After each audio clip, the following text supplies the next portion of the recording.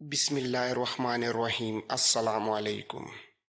برسین جب یہ کہہ کر خاموش ہوئی تب شکوے بری آواز میں عنایتا کہنے لگی، آپ کیا صرف میری ہی تعریف کرتی رہیں گی یا اپنے بہنوئی سے متعلق بھی کچھ کہیں گی؟ آپ ذرا ایک بار ان کا لباس بھی تو دیکھیں، کیا یہ اس نئے روپ میں میری نسبت زیادہ پرکشش دکھائی نہیں دے رہے؟ جواب میں برسین نے ایک دلکش کہا لگایا اور ہنستے ہوئے کہنے لگی، تمہارا اندازہ بالکل درست ہے، کرٹیز میرا بھائی ہے، میں اس کی تعریف نہ بھی کروں تب بھی وہ مجھے ہمیشہ بہت اچھا لگتا ہے، لیکن تم نے ابھی تک میرے سوال کا جواب نہیں دیا کہ آخر یہ خوبصورت لباس تم نے کہاں سے حاصل کیا ہے؟ عنایتا نے اس موقع پر بڑے پیارے اور لاڈلے انداز میں کرٹیز کی طرف دیکھا، پھر برسین کو مخاطب کر کے کہنے لگی، میری پیاری بہن آپ یوں تعجب اور پریشانی کا اظہار نہ کریں، یہ لباس میں نے خود نہیں خریدا بلکہ یہ میرے پیارے شوہر کرٹیز نے میرے لیے لیا ہے، اور انہوں نے صرف میرے اکیلی کے لیے نہیں بلکہ بالکل ایسے ہی دو خوبصورت لباس خریدے ہیں، ایک میرے لیے اور ایک خاص طور پر آپ کے لیے۔ آپ کا لباس میں نے بڑی حفاظت سے سنبھال کر رکھا ہوا ہے، میں ابھی آپ کو لا کر دیتی ہوں۔ ہم میاں بیوی نے آج یہ نئے کپڑے اس لیے پہنے ہیں کیونکہ اب ہمارا لشکر آگے پیش قدمی نہیں کرے گا بلکہ واپس اپنے وطن جائے گا،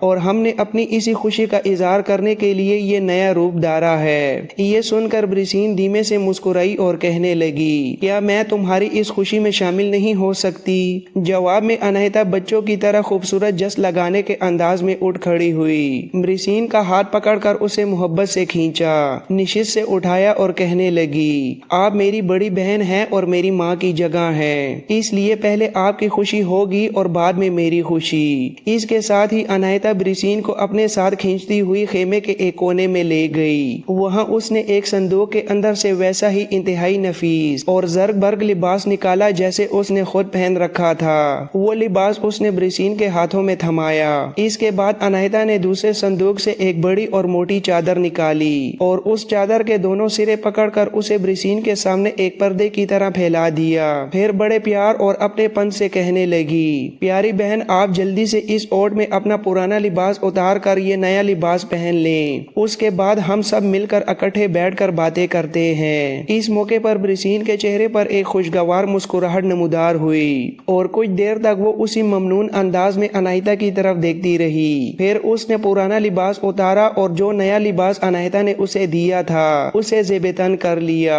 عنایتا نے چادر کو دوبارہ تہہ کر کے صندوق میں رکھ دیا اور بڑے غور سے برسین کی طرف دیکھتے ہوئے تعریفی انداز میں کہنے لگی، پیاری بہن آپ تو اس لباس میں مجھ سے بھی زیادہ خوبصورت اور جوان دکھائی دے رہی ہیں۔ پھر عنایتا نے شرارت سے کرٹیز کی طرف دیکھا اور پیار بھرے انداز میں اس سے پوچھا، آپ کے خیال کے مطابق میری بہن اس روپ میں کیسی لگ رہی ہے؟ کرٹیز دھیمے سے مسکرایا اور کہنے لگا، عنایتا جو تعریفی الفاظ تم نے میری بہن سے متعلق کہے ہیں میں ان سے 100% اتفاق کرتا ہوں۔ عنایتا نے چہکتے ہوئے اور بڑے لاڈلے انداز میں کرٹیز کو مخاطب کر کے کہا، اتفاق تو آپ کو ہر حال میں کرنا ہی پڑے گا، اس لیے کہ اگر میری بہن اس قدر خوبصورت اور اعلیٰ شخصیت کی مالک نہ ہوتی تو شہنشاہ سکندر ان کے عشق میں گرفتار ہو کر ان سے شادی نہ رچا لیتا۔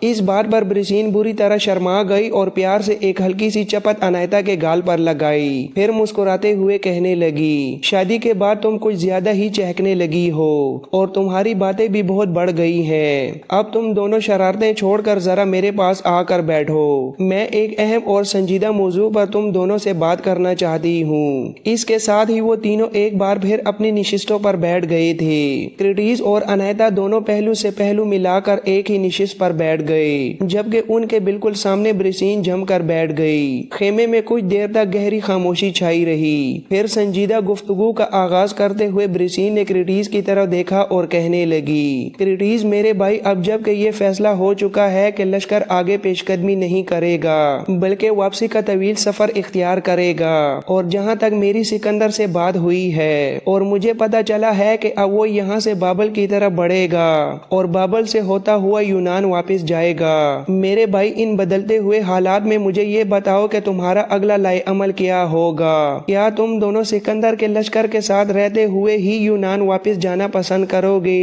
यहाँ तक कहने के बाद जब ब्रिसीन थोड़ी देर के लिए रुकी, तब उसकी तरफ बड़े गौर से देखते हुए क्रेटिस बोल उठा, ब्रिसीन मेरी बहन, जिस वक्त सिकंदर ने वापस जाने का ऐलान किया, उसी वक्त इस मौजू पर मेरे और अनायता के दरमियान तफसीली गुफ्तगू हुई थी। मैं और अनायता इस बात पर तो मुतफिक है कि हम अब यूनान हरगिज नहीं जाएंगे। ऐसी सूरत में हम दोनों के सामने अब सिर्फ दो ही रास्ते बचते हैं। अव्वल ये कि हम दमश्क चले जाएं और वहां मुस्तकिल तौर पर आबाद हो जाएं। द्वेम ये कि मैं अनायता को लेकर अपने पुराने और पुरसुकून निखलिस्तान की तरफ रवाना हो जाऊं, जहां हम दोनों मियाँ बीवी एक पुरसुकून जिंदगी बसर कर सकते हैं। मेरी बहन, इस सिलसिले में जब मैंने अनायता से इसकी जाती राय लेनी चाहिए तो इसने अपनी कोई अलग राय बताने से साफ इनकार कर दिया। इसका बस एक ही फैसला था कि मैं इसे जहां भी रखूंगा ये खुशी खुशी मेरे साथ रहेगी। ये इसकी मुझ पर बड़ी मेहरबानी है और मैं समझता हूँ कि इसका मेरे साथ इंतहा दर्जे का प्यार और ताउन है। इसने तो मुझसे यहाँ तक कह दिया कि मैं अगर इसे दमश्क में रखना चाहूँ तो मेरे साथ दमश्क में रह लेगी, और अगर मैं इसे अपने निखलिस्तान ले जाना चाहूँ तब भी बखुशी मेरे साथ वहाँ जिंदगी गुजारने के लिए तैयार है। लेकिन मेरी बहन, सच तो ये है कि हम दोनों ने अभी तक कोई हतमी फैसला नहीं किया।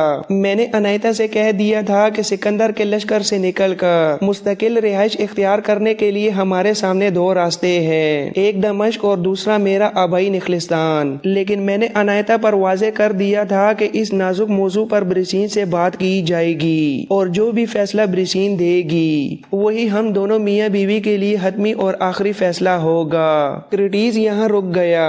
इस बार वो पहले की निस्बत ज्यादा गौर तलब अंदाज से ब्रिसीन की तरफ देखते हुए कहने लगा, ब्रिसीन बहन, किसी भी फैसले पर पहुंचने से पहले मैं आपसे ये अहम सवाल करना चाहता हूँ। इस तमाम सिलसिले में आपका अपना जाती फैसला क्या होगा? क्या आप खुद सिकंदर के साथ यूनान जाएंगी या फिर? क्रेटिस को वहीं रुक जाना पड़ा, इसलिए कि उसकी बात काटते हुए फौरन ब्रिसीन बोल उठी थी, वापिस यूनान जाने का तो सवाल ही पैदा नहीं होता।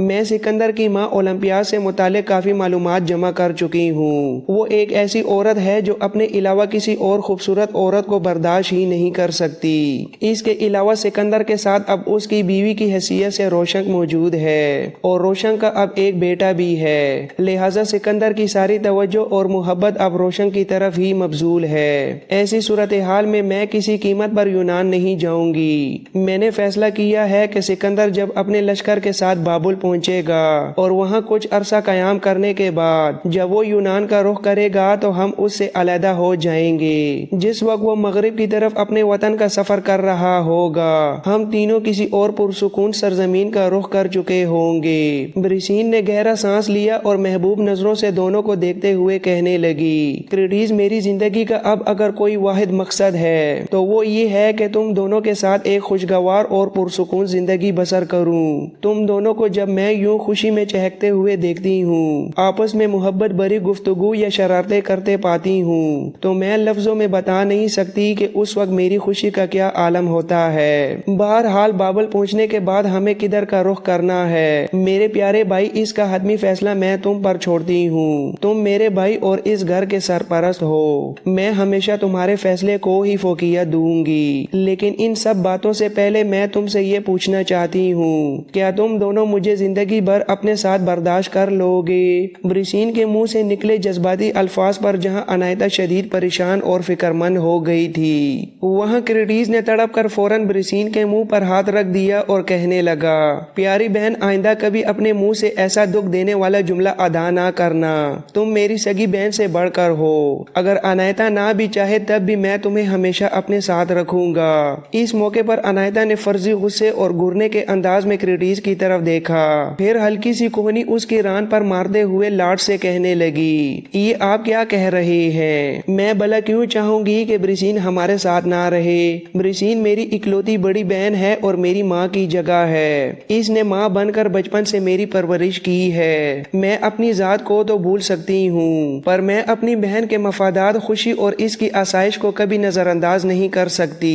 अनायता के मोहब्बत भरे अल्फाज पर ब्रिसीन और क्रेटिस दोनों के चेहरों पर मुस्कुराहट उभर आई थी। फिर क्रेटिस ने ब्रिसीन की तरफ نہایت سنجیدگی سے دیکھا اور کہنے لگا، میری بہن اب آپ خود ہی اپنا آخری فیصلہ سنائیں کہ آپ ہم سب کے لیے کہاں رہنا پسند کرتی ہیں۔ دیکھیے اب اس بات کو مجھ پر مت چھوڑیں، آپ ہم دونوں سے عمر میں بڑی اور عقل میں دانا ہے، اس لحاظ سے آپ کا جو بھی فیصلہ ہوگا وہ ہم دونوں کے لیے دل و جان سے قبول ہوگا۔ میرا دل رکھنے کے لیے یہ مت کہہ دیجیے گا کہ چلو تمہارے آبائی نخلستان میں آباد ہوتے ہیں۔ سچ تو یہ ہے کہ میرے ماں باپ اب اس دنیا میں نہیں رہے اور وہاں اب میرا کوئی ایسا قریبی عزیز یا رشتہ دار بھی نہیں بچا جس کے لیے میں باغا باغا نخلستان کا رخ کروں۔ میری بہن آپ دنیا کے جس کونے میں بھی رہنا چاہیں گی، میں اور عنایتا وہی آپ کے ساتھ اپنی زندگی گزاریں گے۔ کریٹیس کے ان خوبصورت الفاظ پر عنایتا بڑے فخری انداز میں اپنے شوہر کی طرف دیکھ رہی تھی۔ برسین کچھ دیر تک خاموشی سے مسکراتی رہی، پھر نہایت دھیمے اور پروکار لہجے میں کہنے لگی، میرے بھائی میں دل سے تمہاری شکر گزار ہوں کہ تم نے یہ اہم فیصلہ مجھ پر چھوڑ دیا ہے۔ دیکھو دمشق میں ہماری ایک شاندار آبائی حویلی موجود ہے، اگرچہ ہم ایک طویل عرصے سے دمشق سے دور ہیں، لیکن اس حویلی میں اب بھی ہمارے اپنے وفادار خادم مقیم ہیں جو ہماری غیر موجودگی میں حویلی کی بہترین دیکھ بھال کر رہے ہوں گے۔ اس کے علاوہ دمشق کے نواحی علاقوں میں ہمارے وسیع و عریض باغات بھی ہیں جن کی حفاظت اور دیکھ بھال کا ذمہ بھی انہی لوگوں کے پاس ہے۔ میرے بھائی میں تمہیں یقین دلاتی ہوں کہ جب ہم دمشق پہنچیں گے تو وہ لوگ انتہائی شاندار انداز میں ہمارا استقبال کریں گے، اسی لیے میں نخلستان کے مقابلے میں دمشق کو ترجیح دوں گی کیونکہ وہاں ہماری آمدنی کے بہت سے ذرائع موجود ہیں جن کی بدولت ہم دمشق میں ایک پرسکون اور خوبصورت زندگی بسر کر سکیں گے۔ برسین جب یہ وضاحت کر کے خاموش ہوئی تو کریٹیس کے چہرے پر خوشی کی لہر دوڑ گئی اور وہ مسرت کا اظہار کرتے ہوئے کہنے لگا، میری بہن اب یہ ہمارا آخری فیصلہ ہے کہ شہنشاہ سکندر کا لشکر جب بابل پہنچے گا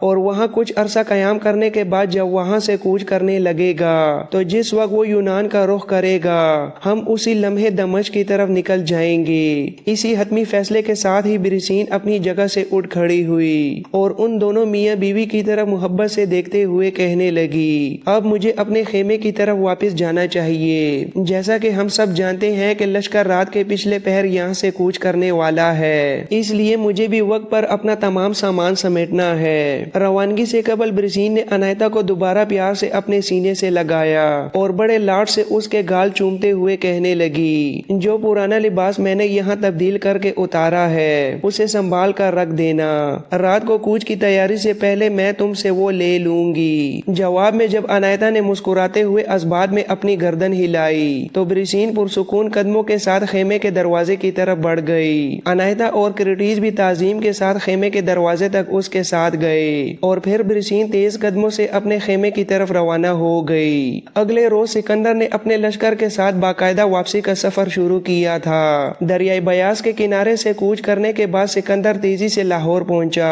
وہاں دریائے راوی کے کنارے اس نے چند روز کے لیے پڑاؤ ڈالا تاکہ تھکے ہارے لشکر کو کچھ دیر تازہ دم ہونے کا موقع مل سکے۔ اس کے بعد دریائے راوی کو عبور کر کے وہ آگے بڑھا اور وزیر آباد پہنچا۔ وہاں دریائے چناب کو عبور کر کے گجرات شہر کی سیدھ میں آنے کے بعد اپنا رخ بدل لیا۔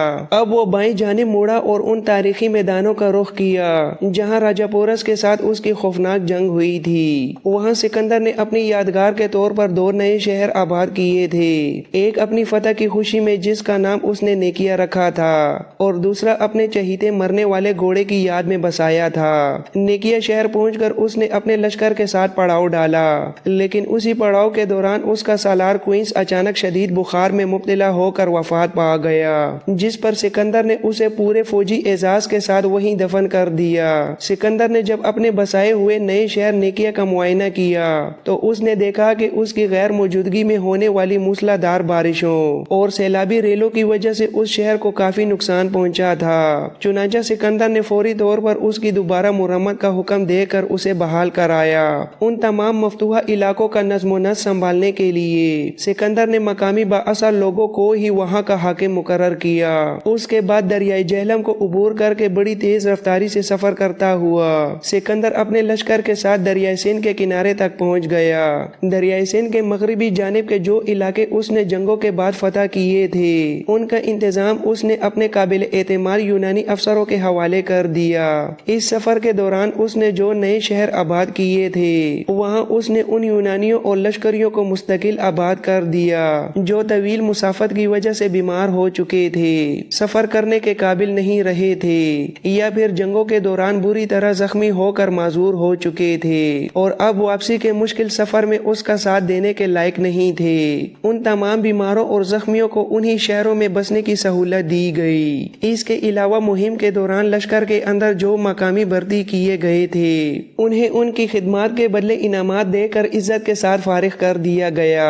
دریائے سندھ کے کنارے مستقل پڑاؤ قائم کرنے کے بعد سکندر نے وہاں جنگی و تجارتی مقاصد کے لیے ایک بڑا بحری بیڑا تیار کرنے کا حکم دیا۔